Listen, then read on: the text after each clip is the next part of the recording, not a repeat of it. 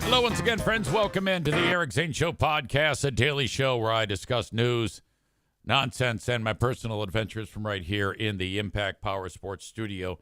Hung out with Impact Power Sports over the weekend at the Outdoors Show.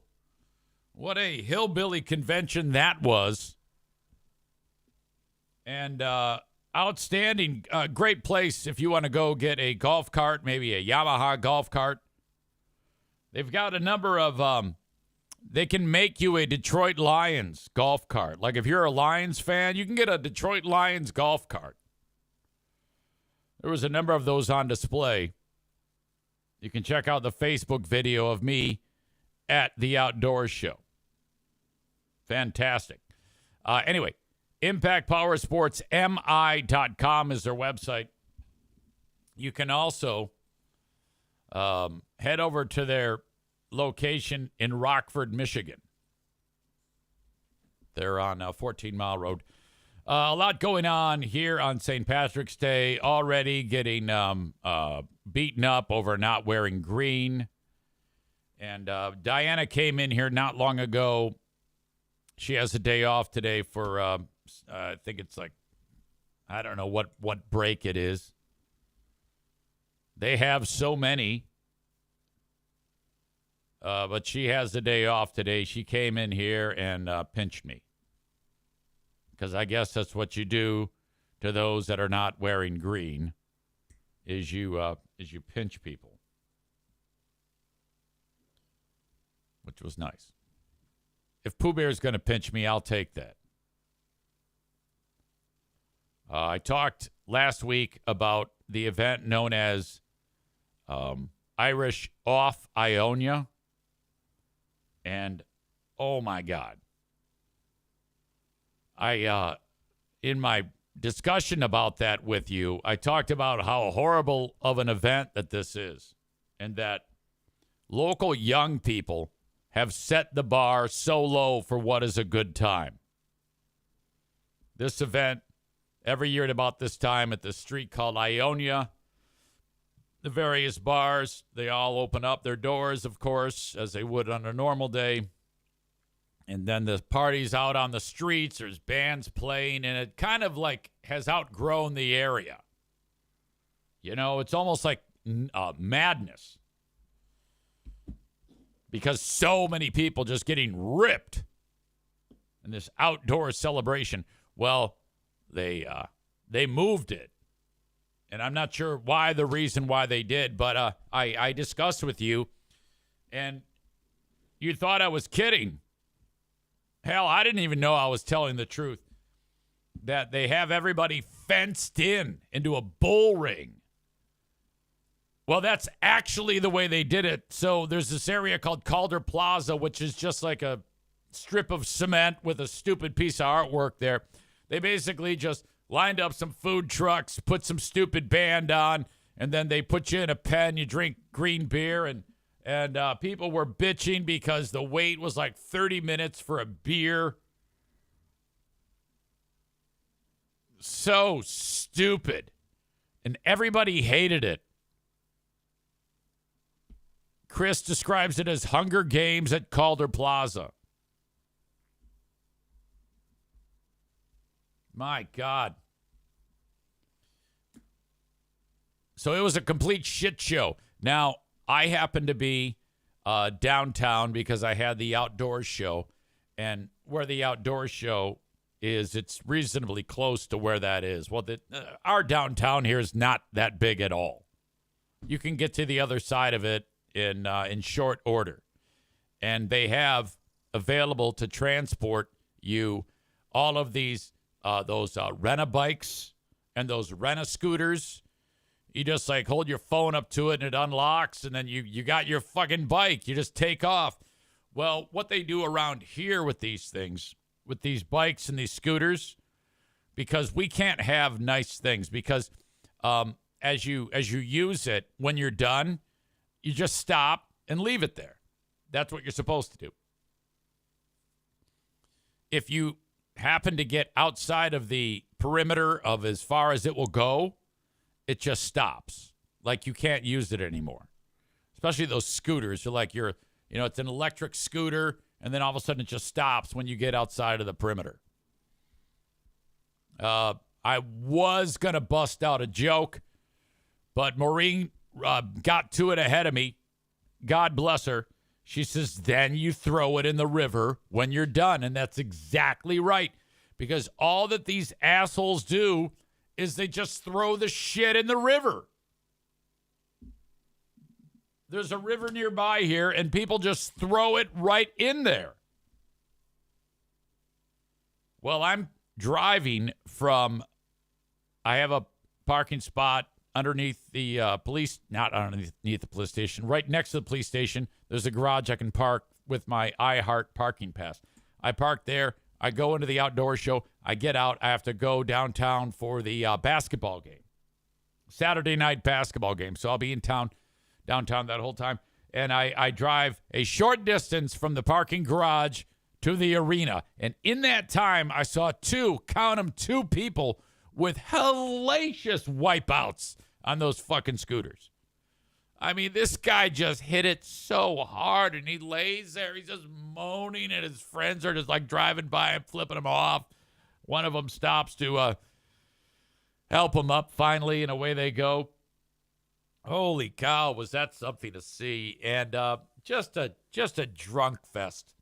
Oh, God. I'm not judging. I don't like to hang around with people when they're drunk. I don't like to be around drunks. But I know how much of a good time that is. And I love it that drunks come to our town and spend a lot of money. It's an easy way to get them to part with their money. So then I was off to the basketball game. Now, the night before, I was terribly embarrassed because it was a hockey game. And after the hockey game, there's an auction. And how many times have I told you stories about these auctions that happen after the game?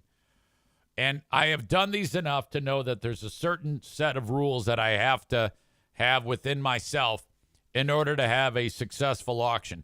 Now, in the old days, these things were like 30, 40 jerseys. It took forever, and it was a real grind. But I did it, This time around, it started out great.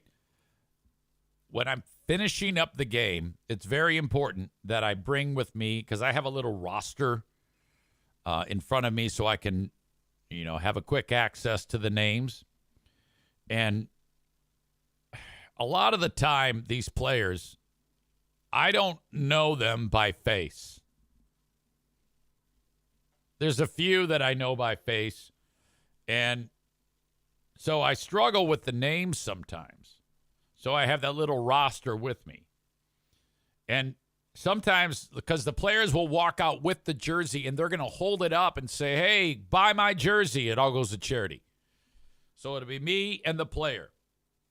So the player walks up, and I'll be like, all right, here's Sebastian Cossa. Sebastian will be holding the jersey up. All right, let's start the bidding off at $300. We have $300. We have $350 to one of those deals. And so then I go to get out my little roster because I take it with me. And typically, the players, like on their jersey, it'll say that, well, it always says their like last name, but sometimes I can't remember their first name. I know that sounds insane, considering that I announce the goddamn game, but some people, you don't say their names that often, especially this guy who's walking out, who, as you can obviously tell, I forgot his fucking name.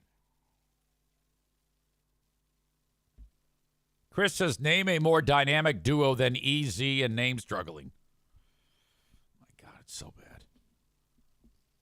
So he's walking out, and I realize that, I go from my roster, and it's not in my pocket. And so I look at all my pockets. I'm like fumbling around as he's walking towards me, like, fucking A. And I see number 22, Bantle. And I go, oh, fuck. What the fuck is this guy? I can't find my roster, and I'm panicking now. And I have the amount of time from when he walks out of the tunnel to being right next to me is just mere seconds. So all of this happens quite quickly. And I go, oh, shit.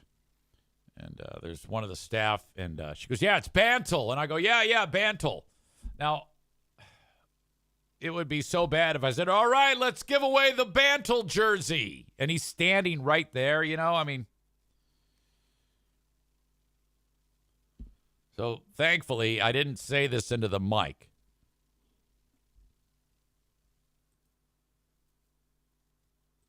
You see right here, Carson Bantle. And he's a giant. He's 6'5". So I'm looking up at him. And I go, it's Andre, right? And he goes, no. Carson Bantle. Thank you, Bob Kaiser. He goes, no, it's Carson. And I'm like, fucking A. Here's this guy trying to make a name for himself. And the PA announcer, the one guy who has to know every name, is looking you in the face and calling you Andre. Eric Zane, you miserable asshole.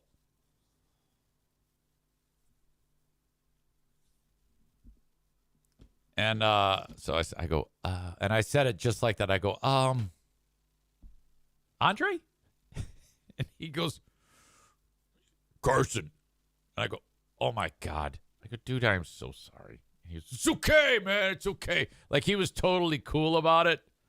But I felt like such a dick. Jeremy is way too forgiving. He says he's trying to make a name for himself. He hasn't yet. You're in the clear. No, he kind of has. I mean, he's had a fantastic year. I've announced his name many times. This is a me thing. Half the time it just goes in one brain cell and out the other with me. It's just so embarrassing. Every week we have several stories like this.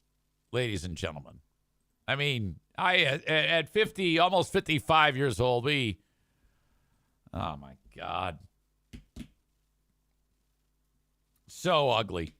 So ugly. Happy birthday to my dad. That's right. Dad turns 91 today.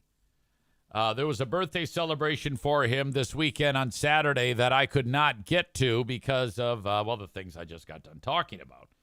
But my brother Jim and Charity Scam Mike and my brother Norman, half-brother technically, half-brother Norman got together with my dad and Joanne and my stepsister Elizabeth and Chloe and Sophia and Nick. What a great group. What a great group. And happy birthday, Dad, at 91. I am planning on seeing him coming up on Sunday, which should be outstanding as always.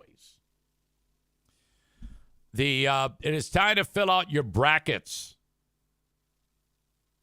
The tournament, all the teams, it used to be like 32 teams, and then it went to 64, and now it's 68 because they have like play-in games, and the play-in games start tomorrow. I don't think you have to have your brackets filled out by tomorrow, but I have created a tournament bracket challenge for us to do. Here you go. Now, there's only 25 spots. I have one. Chris D has signed up. And I'm going to share the link. Now, when this one fills up, I've got another one ready to go. So if you want to go in there and fill out your bracket, that'd be fun.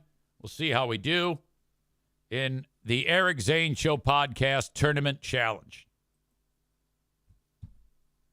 I just included the link on the Twitch stream, so you can check that out at your leisure.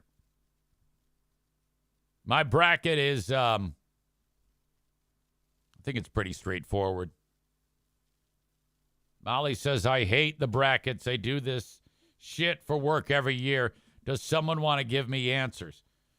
No, you just randomly fill it out. That's all that everybody else does. I mean, come on. Chris says, I got mine in. The only basketball I've watched is the end of the Michigan game yesterday. Well, that's more than I've watched. Michigan State, we've got a lot of Michigan State fans. Well, we got a lot of Michigan fans here, too. Michigan State choked it off. They lost to Wisconsin, who they then lost to Michigan in the Big Ten title game. Not that it matters. Regular season, Michigan State had a tremendous year, and they're a 2 seed. In fact, I have Michigan State going to the Elite Eight, and then I have them losing to Auburn. Not a lot of creativity, not a lot of upsets in my bracket, as all number ones. Auburn and Florida, Duke and Houston. And then I have Auburn taking on Duke in the final, and Duke winning it all. Why easy? Well, I don't know. I think there's a player for Duke that got injured at the end of the year that everybody's worried about. But no one knows anything about these stupid things. You know? There's going to be a bunch of upsets. You know, there'll be some team that's had a great year, and then another team that has, been a pile of shit is going to beat that team. That happens every year. But, it's pretty ugly in my opinion. I don't have any clue, and nor do you. So head over to the link that I just provided in the chat. And if you're listening to this show later on, well, then you just click on the link in the show notes and you can fill it out.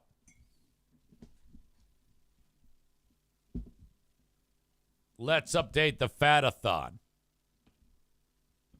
Let's start with Rebecca. She's late to the party. She sent hers in as late as possible today. And I don't think she's happy at all. She writes, I am embarrassed by this week.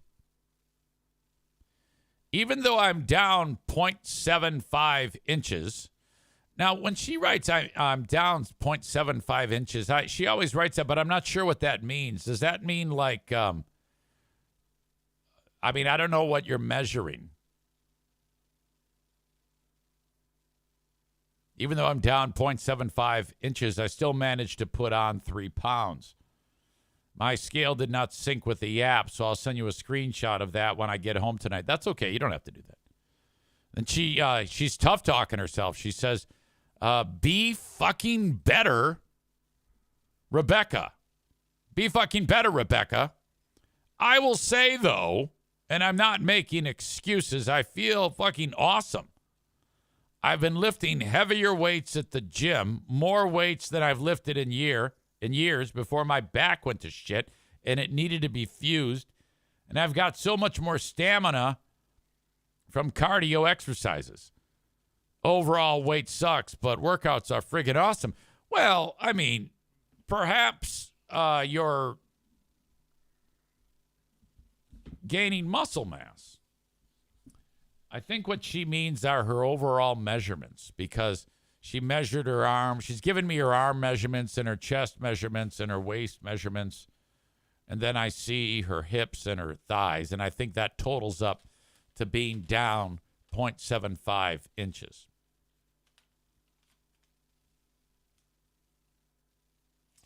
Okay. She's talking about the scale, so I'm not entirely sure that this is an accurate weight. Oh, yeah, it is an accurate weight. So, yeah, that's what she was saying. She was at 283.7, and then she went up to 286. So I'm writing this as we speak because she got it in late, which, Seriously, get it in on time, dick.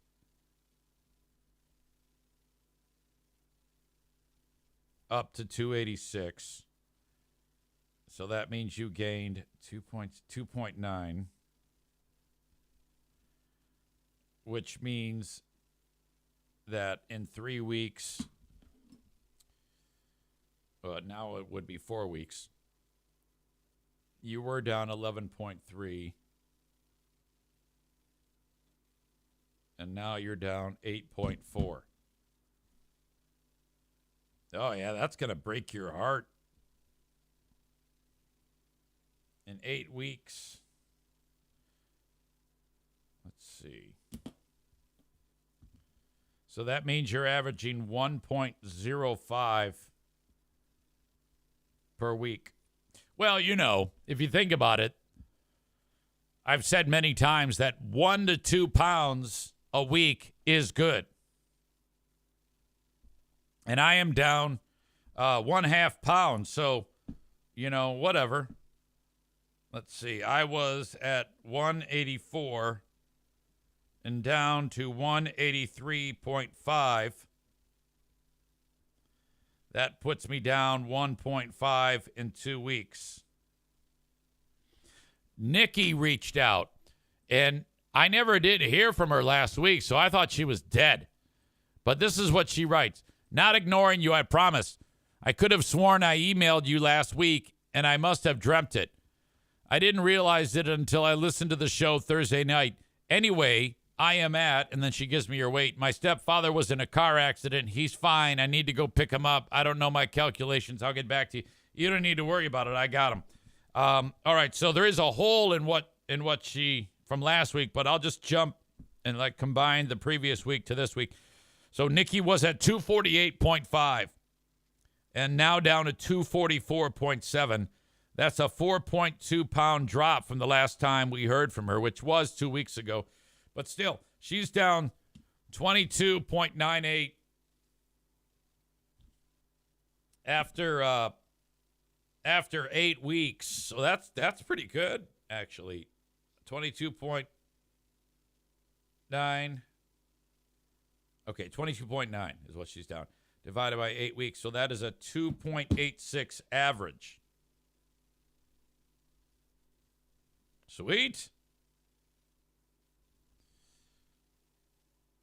Jeremy, excuse me. He comes into this week at 259.8. He wrote me what did he write? It's Monday. He wrote, not the best. Really struggling on the weekends right now, but I'll get back my mojo. A pound is still a pound. Well, don't forget, Jeremy. Last week, you dropped 4.6, so you might have just struggled on this weekend. He is down, but he's only down 0.9, which puts him at 258.8. And he is down a total of 76.5 pounds. That is, I mean, let's just think about that. Let that settle in.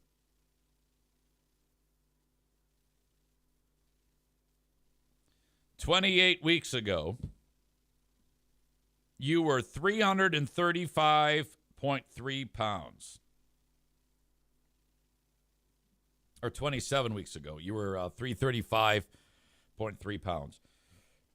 And here you are now, 76.5 pounds lighter. That is impressive. And like you said, a pound is a pound. And you lost 0.9, so that's pretty much a pound. In 27 weeks now, you are averaging 2.83 pounds.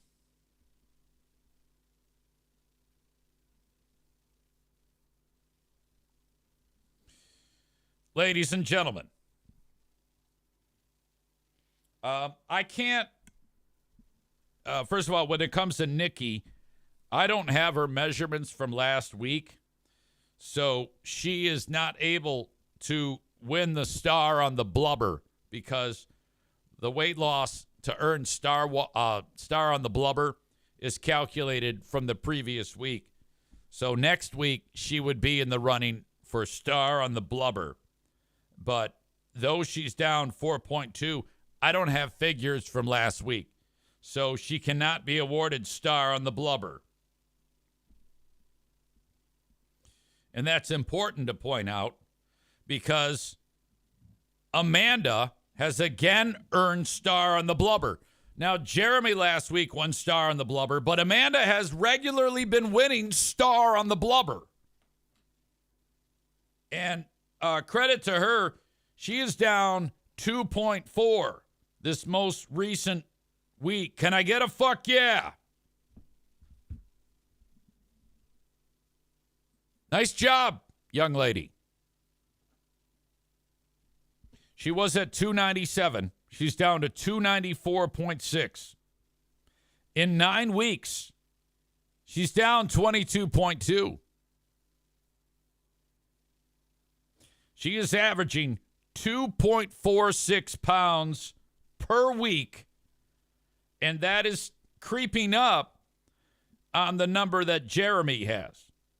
Jeremy, at this for quite a while longer, is averaging 2.83 pounds a week, and of course 2.46 for Amanda. That is outstanding.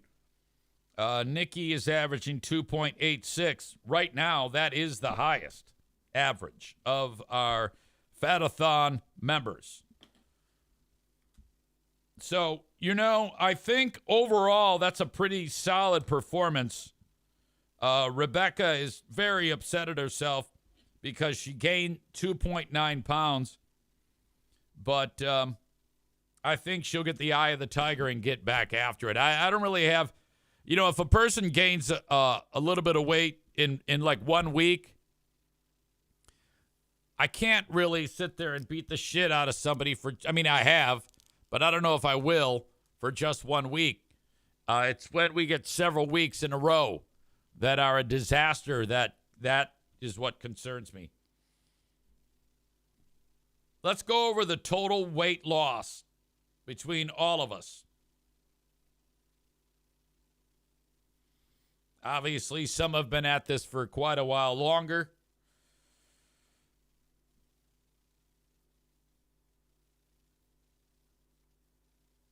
As a group, we've lost 131.58 pounds. 76.5 of that is Jeremy. 22.2 is Amanda.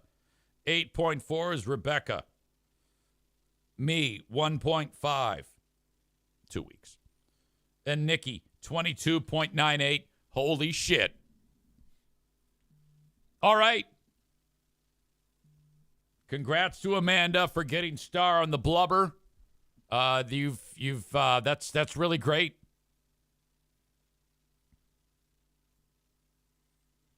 Chris is providing words of inspiration. He writes this. Folks, there's a cool quote that I saw this morning, and it goes like this. In many cases, the real talent is being obsessed with the thing. What are you willing to focus on so wholeheartedly that you are happy to ignore nearly everything else? And perhaps more critically, what is worth obsessing over? I love that. What that means there, what he's trying to say is that you need to focus only on this and ignore your loved ones. So let's say you have a loved one that is struggling with heroin. And the person says, look, can you maybe help me through this? I need you to guide me and hold my hand as I struggle with this addiction. You have to be willing to say no. You have to be willing to say, no, I'm not going to help you. I'm going to help myself. Have someone else do it. Fuck you. Don't be afraid to tell those struggling to leave you alone.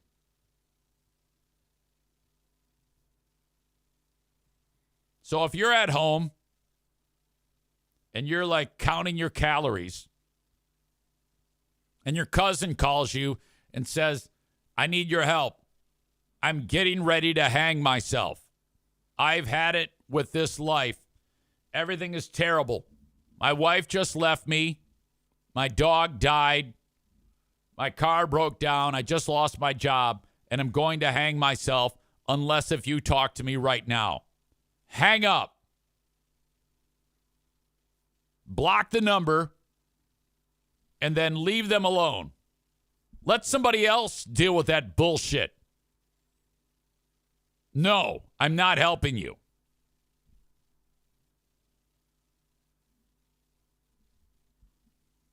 That's great advice, Chris. I am glad you have suggested that to these people. Be willing to ignore those that need help. I think that is kind of like what I've been trying to say to a number of you is for quite some time. We need to be a little less helpful to others. I think that as time goes on, I mean, this is the Trump administration. We need to follow our leader and be less helpful and less thoughtful to those that need assistance. Man Bun Chris says, focus on your egg whites, easy. Exactly. The other day, I've been doing this. Thank you to Chris for pointing this out. I got somebody reached out and said that there's a person in the neighborhood who was just stricken with cancer. And there's not a lot of hope. And they just started like a meal train where you like go online and you click it and then you like make food for those people. And they said, Easy, will you know, we know per usual you will take part in this. So we're going to put you down for a couple days on the meal train. And I said, no, I'm not doing that. And they said, why? What's going on? Do you have cancer too? I said, no, I don't want to help them. I'm worrying about myself. I mean, if I'm sitting here trying to lose weight, is anybody coming over and bringing me meals? No. Nobody gives a shit. You know why? That's because I'm taking care of my own problems. So if anybody in the neighborhood is developing cancer or perhaps something terrible is happening, don't look to me for any assistance. And I'm getting overwhelming support from the chat as usual. Kevin says, nobody ever got anywhere by giving shit away. Exactly. I want to start to establish a little bit more of a me mentality for all audience members. It's time to worry about your own. And when I mean your own, I mean you. My son called me the other day. And he said, Dad. I go, what? He says, I was wrongfully accused of murder. And I'm in jail right now with no bail. Do you think maybe you can get me out of jail? And I said, no. And he said, why not? I said, well, because I don't want to. He says, do you think I did it? And I said, I don't care. I'm only worried about myself nowadays. Until I lose this weight, I am not being bothered with family or whatever that is. No, I'm worried about me.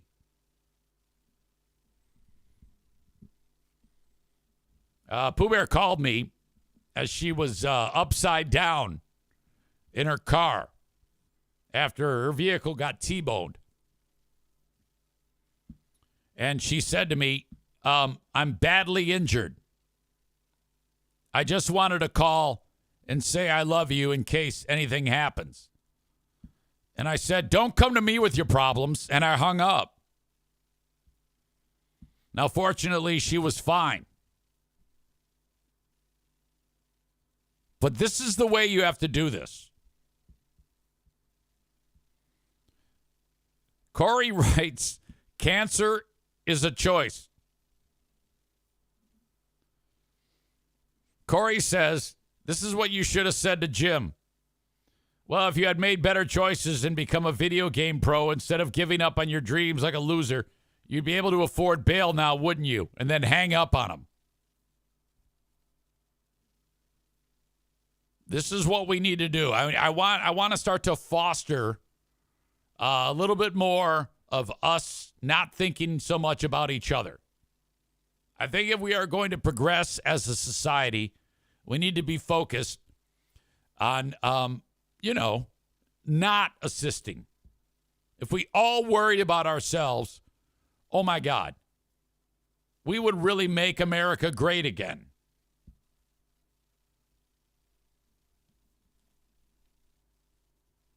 All right. I don't remember what the fuck I'm supposed to talk about now.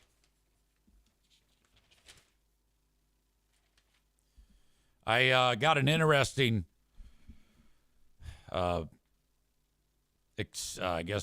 message on Messenger. That's exactly what it was. It was a message on Messenger. And I get these frequently. This happens from time to time.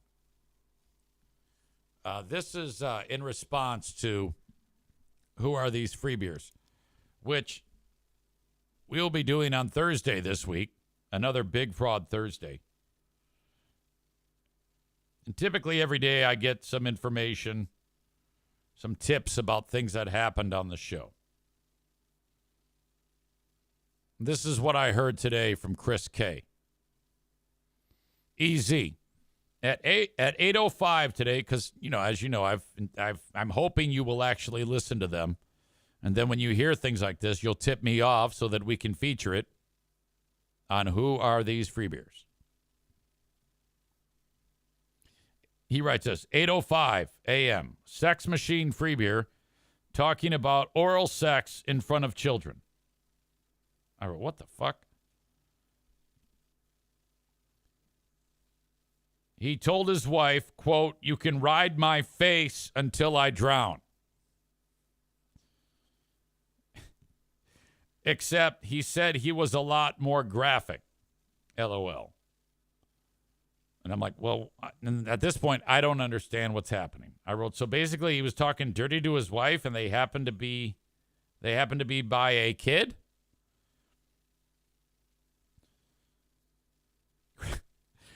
Chris says on an elevator and the kids were getting on. They heard him. It's just an embarrassing story, but it's just gross that this 50-plus-year-old man has to tell us explicitly about his sex life. All right. Now, I can't judge that yet because that sounds hysterical to me. It is a little off-putting to imagine someone as gross-looking as Free Beer with a 30-something-year-old woman, gold digger, sitting on his fucking face.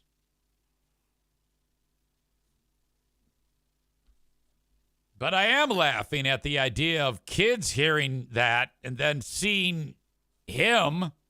Can you imagine if you're a kid getting ready to go onto an elevator and you hear that type of talk and then you walk in there and it's fucking Bill Belichick looking Free Beer and her? Ugh. Yeah, that's rough.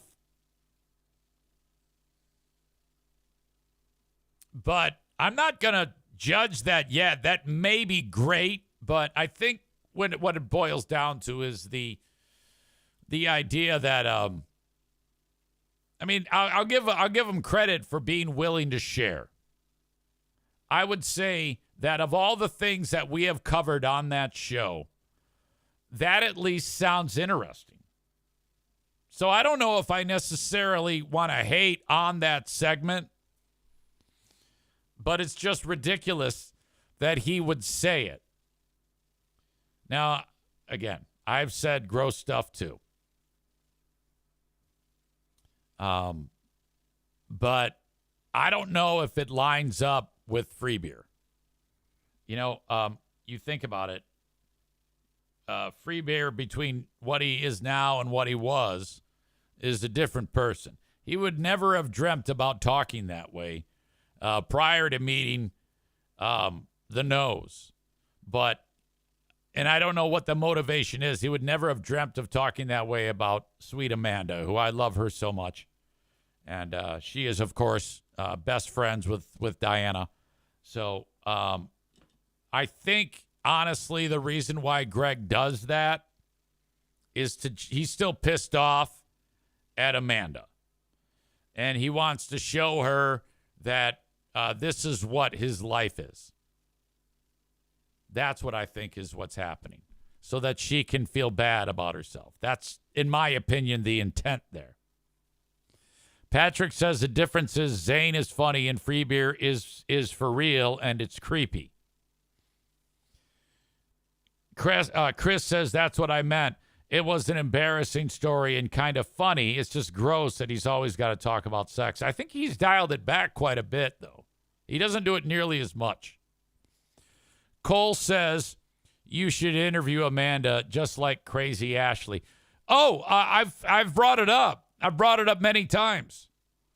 And I don't, but I have to keep things close to the vest. There's no intent to do that. No desire to do that. She is as far away from all of this as anybody. All she wants to do is live her life.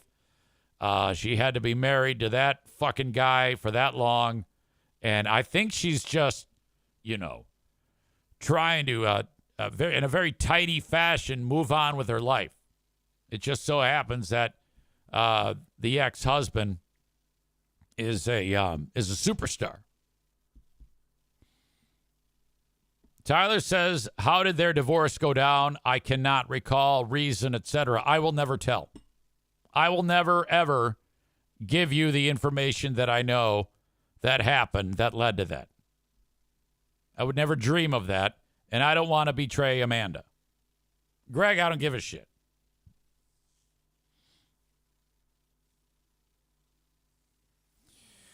Corey writes, one time before I stopped listening, I remember hearing on the show Joe had Free Beer's phone for whatever reason, and Free Beer apologized preemptively to Joe if he accidentally saw a nude that his new girlfriend / wife sent him of her boobies. But if he did happen to see them, he asked Joe what he thought of them. I'm telling you, Greg's a different dude now.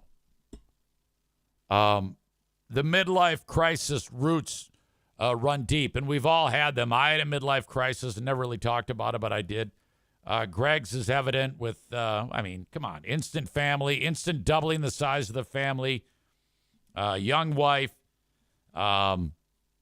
the money, the fame, the Tesla. Holy shit. Where else can we go with this? It's just consuming him.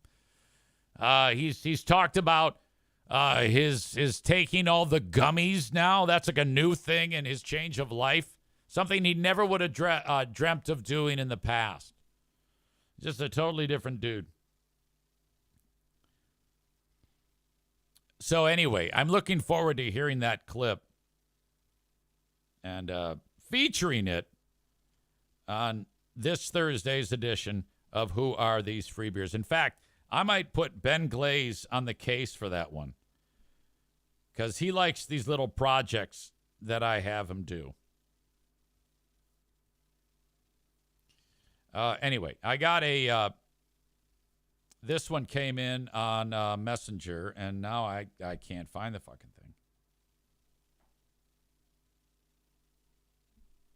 thing. If you follow me on Facebook, facebook.com/Eric Zane fan page. This show is going to end in just a handful of moments. Of course, because of the workplace staff meeting. That's right, with Q100. But just the other day, I woke up to this. Sunday, 5:40 a.m. This person writes this. And I love getting these because it gives me an opportunity to just be honest with them. By the way, Corey says, don't forget about the trashy tattoo is peak midlife crisis. That's exactly right. Anyway, this person writes at 5:40 a.m. And I love it when they come in because it allows me the opportunity to just be frank and honest with these people. And then I more often than not win them over. Person writes, hey, man, I've wrestled with how to ask you this, but I'm just going to go for it. How do you not feel pathetic? Well, I mean, at that point, I'm like, okay, so this is obviously an antagonistic attack. To be this obsessed with your old job. And I get accused of that a lot, an obsession. Like, how do you not feel like less of a man? And don't say, this doesn't make sense. This might be like a drunk text. And don't say your marriage, because no one listens to the radio for marriage advice. I don't know what that means. At what point does it go from commentary to jilted old man trying to be relevant? Now, this is a person that's from the Free Beer and Hot Wings Show, Segment 18 Facebook group. I'm genuinely interested to hear what you have to say. I get you're angry at them, but I'm truly interested to hear how you think your path forward will lead to anything lucrative. I want to believe you're better than this. You deserve better than this, but holy shit, dude. So I wrote, when I woke up at 11, hello, Doug. Oops. Sorry. Well, it's somebody named Doug. Hello, Doug. Okay, here's what's up. It's quite common for people to assume that my motivation for my lampooning of Free Beer and Hot Wings is because of being angry or being a jilted old man trying to be relevant, but that is not the case at all. It boils down to three reasons. Number one, it's fun. Number two, my audience loves it. Number three, it's profitable. I hope this helps. Thanks for reaching out, and sorry that you enjoy such a shitty show. He says, that's fair. So right away, I'm like, I'm getting to him. I'm getting through to him. Why do you think it's a shitty show? And I said, well, because they stopped actually doing a show. They are lazy and they do not prepare. And then he writes, a lot of games and shouting. So he's agreeing with me at this point. Now think about that. I have sent him 2 messages and he is agreeing with me. It's because of my talent. All right? I am incredibly honest with anyone who reaches out to me. And I said, however, this is excellent for me. I hope they keep doing business that way. He says, is it really profitable? You can understand how it looks to an outsider, right? And I said, of course, I wouldn't do it if it wasn't. Most people make assumptions, like you are, without ever even listening to my shows. So, yes, I understand. He says, this is fair. Thank you for responding and at least explaining your side of it. Sorry I approached it so negatively on my end. Now he's apologizing to me. Great fun for me. So satisfying. I said, oh, we're not done. LOL, my turn. What is the motivation for you to out of nowhere reach out with these questions? He said, curiosity, really. I used to really look up to you. And I said, well, what was it that made you look up to me? He writes, honestly, you were really vocal about your sobriety and tough childhood, and I admired that. And I went, oh, okay, thanks. Then I said, enjoy the latest edition of Who Are These Free Beers? On me. It's a good one. And I sent him the latest live stream. He says, thanks, man. Good luck. And then I wrote, do me a favor and screenshot and post this conversation in the Segment 18 page. I'd like it very much if people there knew where I was coming from. He says, yeah, that's valid. I said, thanks. Then I wrote, I like those folks very much, but I think they are a bit misguided about where I'm coming from. And that's understandable. But every time I go on there, everybody just beats the shit out of me. And he wrote, 100%. He says, again, EZ, from the outside, it looks a certain way. And I said, I get that. But every time I try to explain myself, I get attacked. No one actually reaches out to me like you did. He says, EZ, it's easier to just assume that you're jilted than it is to hear your side. And I wrote, no problem. And I should also add that Greg and I are, in fact, bitter enemies. That does have something to do with this.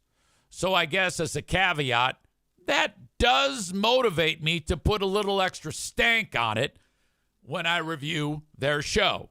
He says, that's disappointing. That's between you and him. And I said, well, sort of. He brought it to the air, so I just reciprocate in kind. He says, you're right. Look, I am sorry I tried to pick a fight with you. Second apology. I just want to have a podcast in the background while I'm working. I'm sorry things got so toxic. I wrote, no, man, I'm glad you did. If people just took the time to ask, my explanation is completely appropriate. Also, I've been thinking about this as well. Do you actually like that show? You indicated that it's a lot of yelling and games. I suspect you've had it with how awful it is. And he says, honestly, at this point, I don't even listen to it. I listen to Jimmy Pardo episodes most of the days. And if you do bring this conversation up, please don't use my name. I don't want to be in the crosshairs from anyone. Well, I didn't say your last name, so you got that. You're kind of shielded. Then I suggested he listen to my show. I said my daily podcast is 2 hours of free content every single day, and only a small fraction of what I do is discussing those idiots. And I only do that if there's something worth talking about, like your message to me. Thanks, man. I'll give it a listen. All right, now let's think about this. We started with him saying how pathetic I was. Now he's apologized to me twice, says he doesn't even listen to those cocksuckers, and he's going to check out my show. What the fuck? You know why that happened? Because I'm fucking great, okay? I am absolutely amazing. Holy shit. That was so much fun. Molly says, have you ever gotten a FBHW member to come over here to you? You mean a member of their show or their audience? Because the audience, yes, it happens one at a time, but it does happen. Patrick is a great example of that. Chris in Buffalo is a great example of that. Those two come to mind immediately, and I know there have been others, but asking me to remember anything is difficult. Donut Dan says 5 minutes till Hilljack 100 meeting. Thank you, young man. I appreciate you. Aram writes this. Who Are These Free Beers is the gold standard in the Who Are These genre. It is truly a phenomena that such a bad show can make money and be made fun of. Kind words, and I appreciate them very much. All right. I'm going to leave it right there. In the second half of the show, I'm imagining it'll start probably at about 11:40, 11:45. Okay? So there you go. That's going to wrap up Act 1 of the live stream. Mondays are a little bit different because of the staff meeting coming up at 11 a.m. Eastern Time for Q100.